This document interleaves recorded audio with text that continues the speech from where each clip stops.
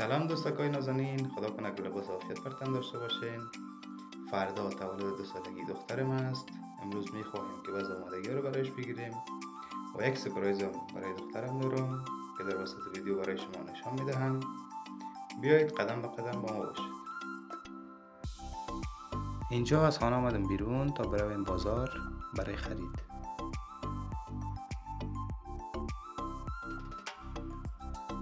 این پیشکم که پیشک کوچه ما است. حالا آمدم نزد تاکسی، منتظر تاکسی هستم که بالاخره تاکسی رسید و در تاکسی نشستم و حالا میروم طرف بازار. که در بازار رسیدم، قدم اول آمدم طلا فروشی تا همون سپرایز را که براتون گفته بودم، همون سپرایز را برای دخترم بگیرم. اینجا ما یک گوشواره طلا رو برای دخترم انتخاب کردیم و طلا فروشم که فاکتورش می نویسم.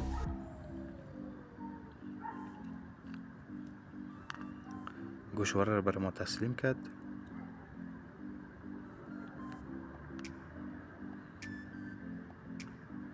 فاکتورشم برای ما تسلیم میکنه. پول طلا فروشم میتون برش. از طلا فروشی آمدیم بیرون. آمدیم در مارکت یا پاساج که برای دخترم بعضی چیزا خریداری کنم. در این پاساج یک مغازه است به نام هپی لند که همه لوازم تولد و شم و مثلا این چیزا رو داره. از اینجا شم و باقانای همون بادکنک خریداری کردیم. یک دانه میز از پیشش کرا گرفتیم. این مغازه بسیار مغازه خوب است، همه چیز برای تولد داره.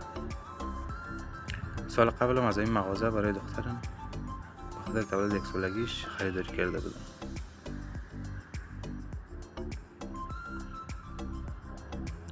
اینجا آمدیم در لباس فروشی. این لباس فروشی لباسای خوب و مناسب نداشت. آمدیم در لباس فروشی بعدی. در این لباس فروشی میبینین که لباسای زیاد بسیار زیاد قشنگ و خوب و شیک مجلسی داره. هر رقم لباس بچگانه اینجا داشت. حتی لباسای بف یا همون لباسای عروسکی هم داشت. چون که من سال قبل لباس عروسکی به دخترم خریده بودم، امسال نخریدم برش. امسال یک لباس طرح جدید برش خریداری کردم. اینجا آمدیم در کیک فروشی تا یک کیک سفارش بدم برای تولد دخترم.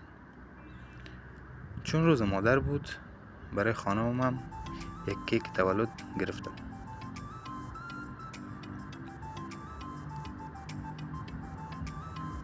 اینجا آمدیم در میوه فروشی تا یک ذره میوه خریداری کنیم برای خانه یا برای تولد.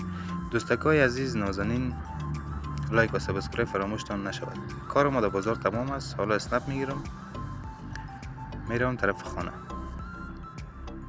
اینجا اسنپ ما رسید و داخل اسنپ نشستیم و میرویم طرف خانه. دوستکای نازنین، تا ویدیو بعدی شما رو به خداوند یک تا و یگانه میسپارم. خدا نگهدار.